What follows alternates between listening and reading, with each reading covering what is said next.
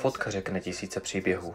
My však máme stovky fotek, které říkají stovky tisíc příběhů. Stojíme zde u příležitosti 25. výročí World Carp Classic. Vidíme zde mnoho obrázků a je pro mě opravdu velmi emotivně silným zážitkem, když se na ně dívám. Vzpomínám si na každé to přátelství, které vzniklo během World Carp Classic. Lidé, které spojuje rybařina, lidé z celého světa, zážitky, momenty. Každá jedna fotka vypráví příběh, každá jedna fotka vypráví o neskutečném přátelství. Vidíme zde ryby, které byly uloveny právě během této soutěže. Je pro mě opravdu fascinující a pozoruhodné stát právě tady před rodinou World Carp Classic, před tím, co nás spojuje a tím, za čím jsme celý život šli.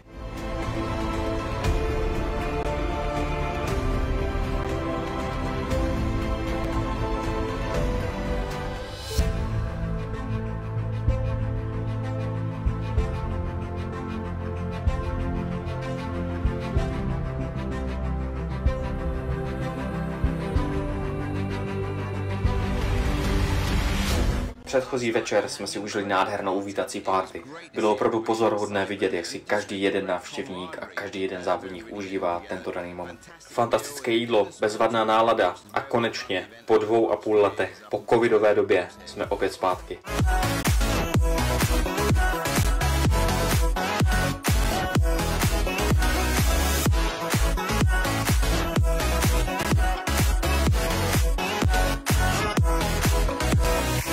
Mezi všemi rybáři panuje dokonalá nálada. Máme tady nástup a konečně se budeme přesouvat k onomu vysněnému losování. Všem se klepou ruce, aby si právě oni vylosovali to nejlepší místo z celého jezera. Konečně se dostáváme k úvodnímu ceremoniálu. Je vidět opravdové nadšení v očích všech závodníků. Začínají mezi sebou šprýmovat a laškovat. Kdo asi bude ten, kdo chytí první rybu? Kdo asi bude vítěz 25. ročníku World Carp Classic?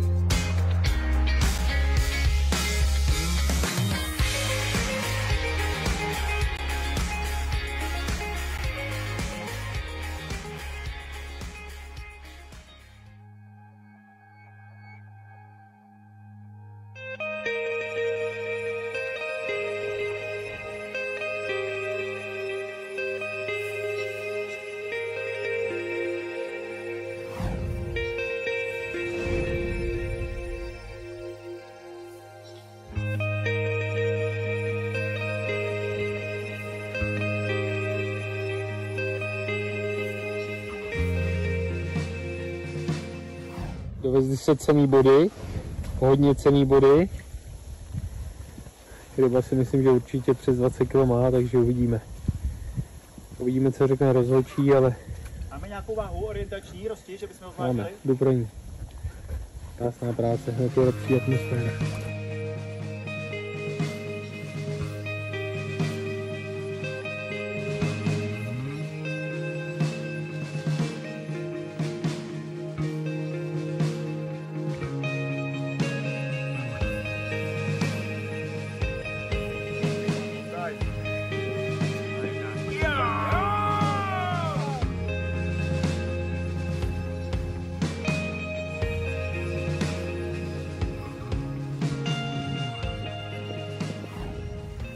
Tak ahoj vám všem.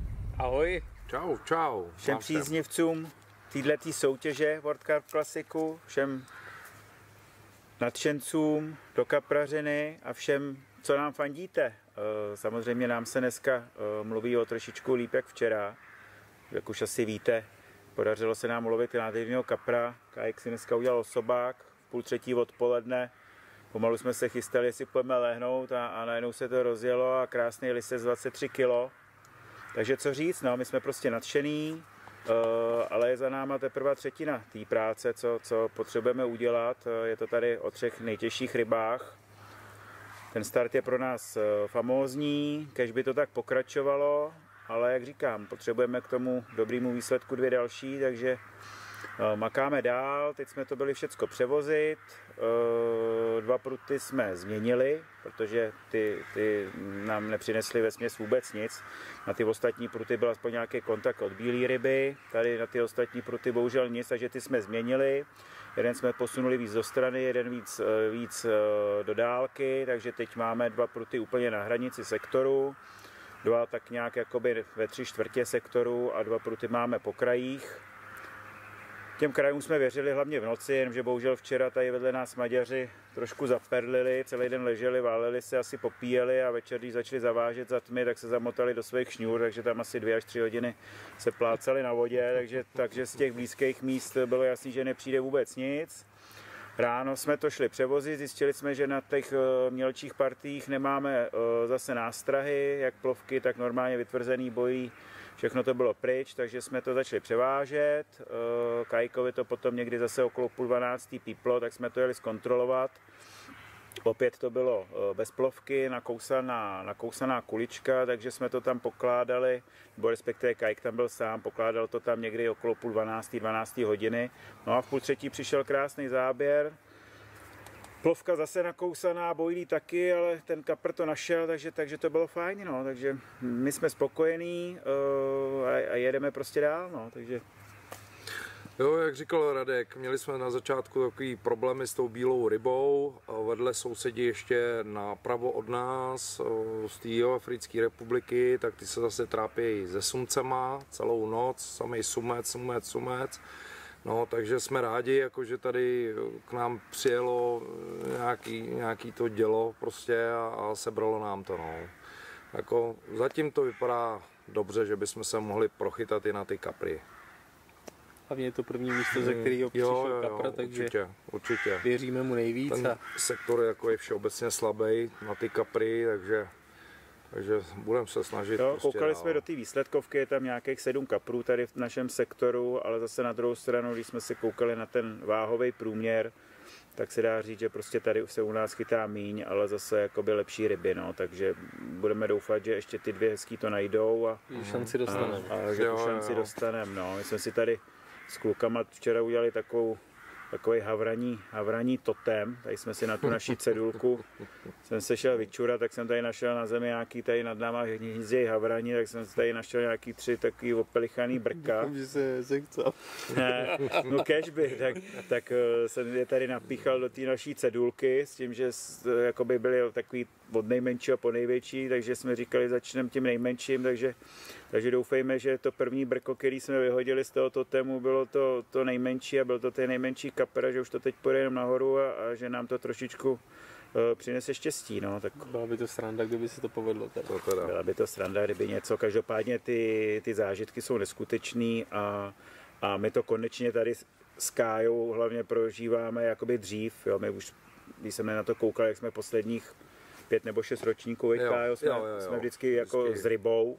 Na to, že se tady chytá tak 30, 40, 45 týmů, z těch 106 chytne rybu, tak jsme měli docela kliku, že hlavně díky Járovi se nám povedlo v těch posledních ročníkách nachytat.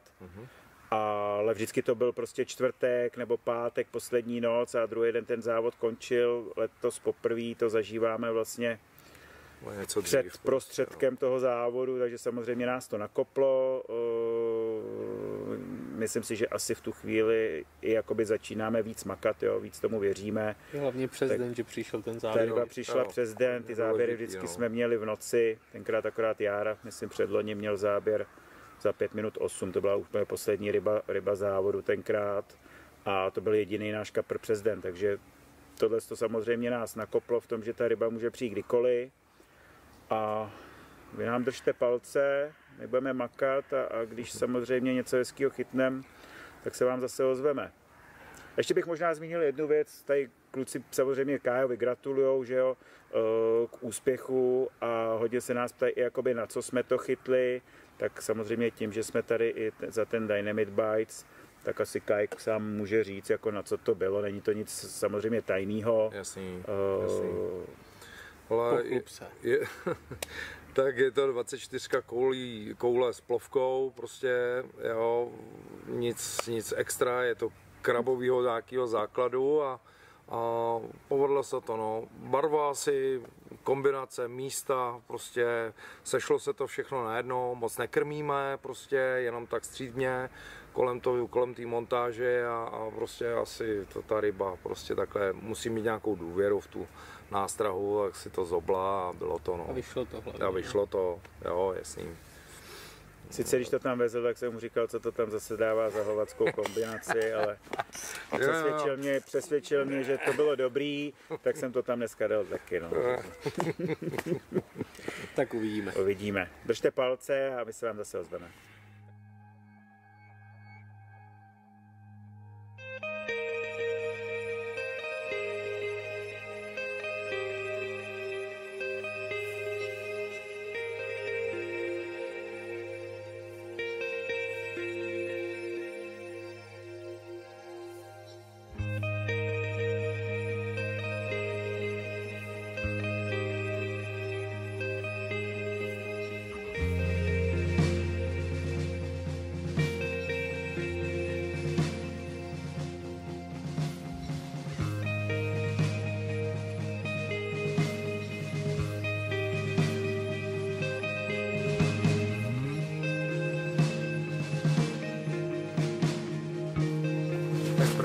První jízda prospaná. No. První ryba projebaná a druhá ryba je tady. Takže. Tak, satisfakce.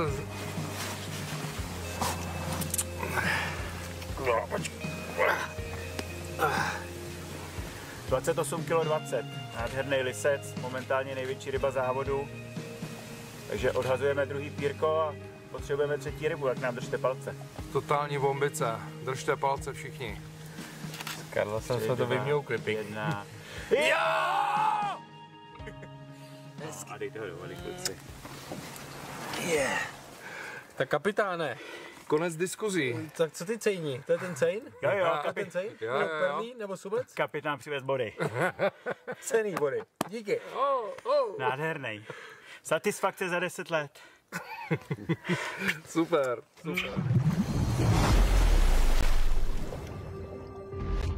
Máme zde poslední krásné ráno ročníku 2023 World Cup Classic. Počkáme si na středu jezera, pojedeme navštívit některé týmy, které jsou ještě ve hře a uvidíme, kdo vlastně bude vítěz. Věříme, že poslední vážení pohne z výsledky a uvidíme, kdo bude opravdovým šampionem roku 2023. Jdeme se na to společně podívat.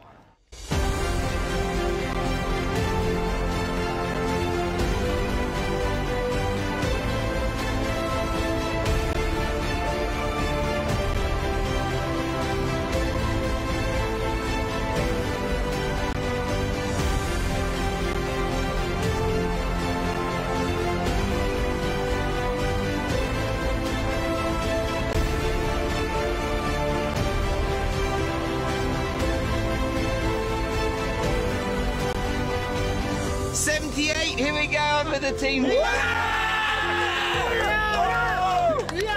Well done, guys.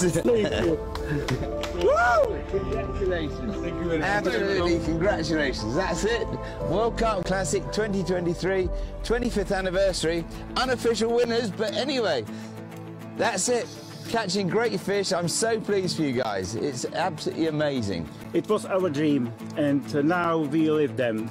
It's perfect time for us. We caught 3 biggest fish, 22.4, 23, and 28 kilo. We are lucky. I don't know what to say now because perfect. Well, look, you know, there is a tradition that we have with World Cup Classic champions.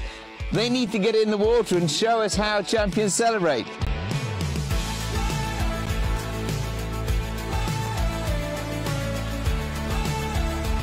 New champions. Nobody's ever won the tournament twice.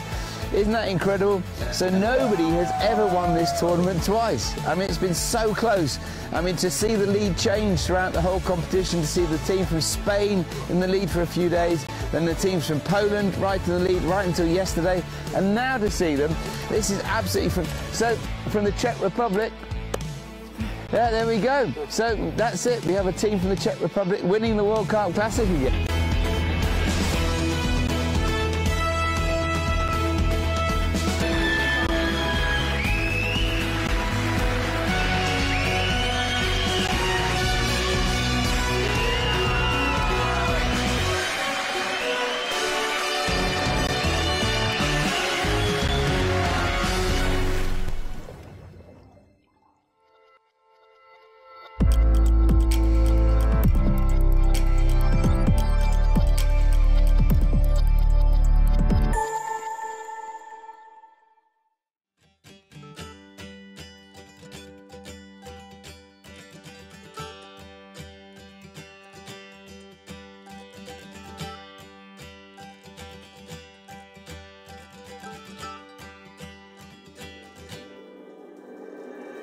Poslední noc na Madine jsme měli nádhernou, klidnou, bylo ticho, všechno bylo slyšet. Večer jsme slyšeli 2 kapříky někde na prostředku, tak jsme si říkali, že by nějaký mohl přijít, ale žádný nepřišel. Mě to v 5 hodin ráno popadlo, jel jsem tam, myslel jsem, že tam bude cejn, nic tam nebylo, radci mi to stáhnuli dolů, ale nevadí. Užili jsme si to, nejsme tým bez rybka, díky Honzovi, díky jeho krásné rybě. Já jsem si, Honzo, všiml, že to máme obrok, 1 rok chytáš ty, 1 rok chytám já a příští rok budeme chytat už dohromady. Jo, konečně. Ale co se hlavně událo, je fakt, že Češi vyhráli, nejsme to my, ale je to tým na 78.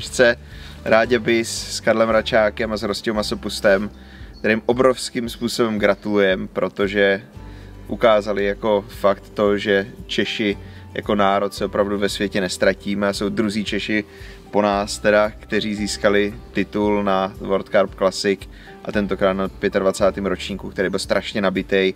Chytalo se obrovské množství prostě velikánských kaprů a bylo to super. Chytali místa, který jsme si nemysleli, že chytat budou, prostě Velký ostrov dával jako perfektní ryby pořád a byl to napínavý fakt až do konce, protože kluci z Polska, co byli na tom jednou z favorizovaných míst, tak ještě v noci chytli 25, tak se všem zatajil dech, ale nedotáhli se, až tak jako vyšlo to pořád, že tam to místo mezi nima zůstalo a kluci to udrželi až do konce. Radku, obzvláště tobě bych jsem chtěl pogratulovat a vyzdvihnout tě, protože víš, že jsem ti vždycky říkal, že na tom 10. ročníku chytneš tu rybu, ty už si chytil minulý rok, ale jako by jsi počkal na ten 10. ročník a chytil si včera tu rybu, ale to byla tak extrémně důležitá. Za prvé vás hodila na první místo a za druhý ta 22 vám pomohla v tom, že vás teda nedohnali další týmy, protože to, co včera dával Ostrov a ještě jiný místa za ryby, to bylo neuvěřitelné. To bylo 25, 26, 27, kluci z Polska na 24, 28,2, takže jsou 2 big fishy, uvidíme, kdo z vás to vyhraje. Prostě počkal jsi na to a teďkon s plnou parádou ho tam lapnul a chytli jste to a máte to vítězství, kluci. Velká gratulace. Kluci, gratulace, obrovská. Velikánská, ještě to oslavíme. Ještě se uvidíme, ještě to oslavíme. A když ne letos, tak za rok, protože my sem určitě přijedeme. Přesně tak. Díky za podporu. Děkujeme za podporu, děkujeme za sledovanost a za rok na Madín, na viděnou. A sledujte nás, protože my víme jak na něm. Díky, čau. Čau.